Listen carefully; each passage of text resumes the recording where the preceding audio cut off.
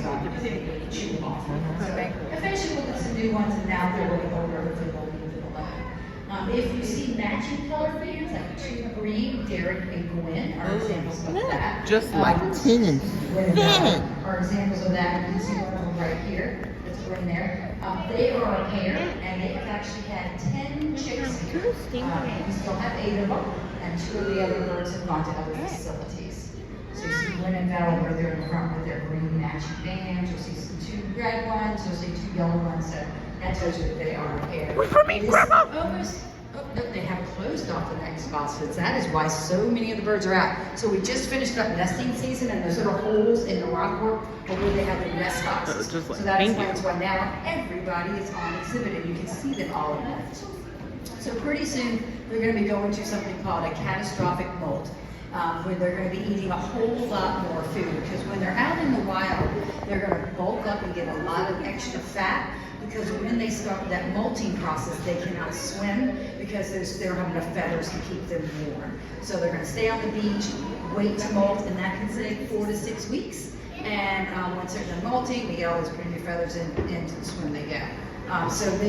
Sarah can probably tell, it looks like they are pretty hungry now. So it's probably getting ready to go into molting season now. So she'll notice an increase in food, and that lets her know who's going to molt. We've got someone that's going to do a little swim for us now, which is always fun to see. So they are really meant to go in the water. Yeah, they got a nice streamlined body. They're going to use those wings to propel themselves through the water, and their tail is like rudder's like a little. Excuse me, their tail is like a little rudder, helps them steer all around.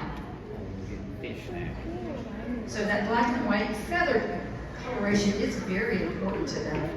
It's something called counter shaded. So what happens when they're swimming out in the water, maybe there's a holy shark out there that would like to have a little penguin lunch. If that shark is swimming beneath that penguin, that white belly is going to blend in with the surface of the ocean. And if that penguin is there, excuse me, if that shark is swimming out of that penguin above them, that black back is going to blend in with the deep dark ocean. So counter shading is something our penguins have. Our sharks and our rays also have this. Now you will notice that Sarah feeds these fish to our friends here. They will sometimes shake their head and not accept it. That's because these are little picky penguins here. They have to have both the eyes on that fish. The fish's mouth must be closed, and the fins and scales must be nice and smooth. Then they will accept it. As you'll see, they can be a little picky about that, but that's okay. It looks like there's probably some caplin and maybe some smelt on the menu, and the larger fish is herring. All the fish that we feed here are sustainably harvested from North Atlantic waters. When it comes to us, it is frozen, so we do have to thaw it out. When we thaw it out, it does lose some of the vitamins and minerals, so we actually sneak a little vitamin into the gill of those large herring fish. So sometimes they're also looking for that vitamin, because just like me, sometimes I don't want to take my vitamin. They're trying to see if they can determine. So that's the way she also keeps track of what type of fish to eat and to take out the fish with the vitamin in it. So that's what you see her tracking on that. Now, of course, in the wild, these guys would not have wing bands.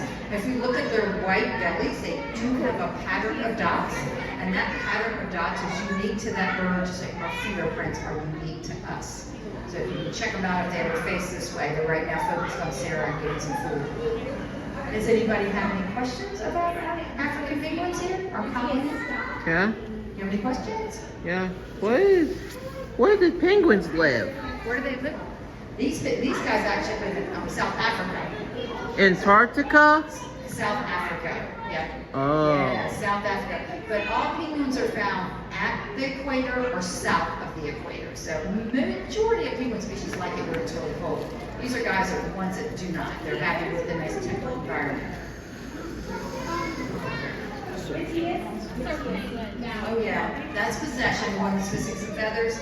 Yeah, so that's our older bird. He's 16, and also as they get older, their beak gets thicker. That's why he's got that little, like almost like a hump on the top of it. It's just showing that he's older, and that's kind of one of the things that happens as they get older. The beak gets a little thicker. We've had some of these since we opened back in 2010, a few of these here. So some of them have been here a long time. A lot of our birds, what we do is when they're born here, they get shipped out to other facilities for breeding purposes. And sometimes we bring new birds in, so just kind of back and forth. But Gwen and Velo, I think, are 2 of the ones that have been here a long time. Possession's been here a long time too.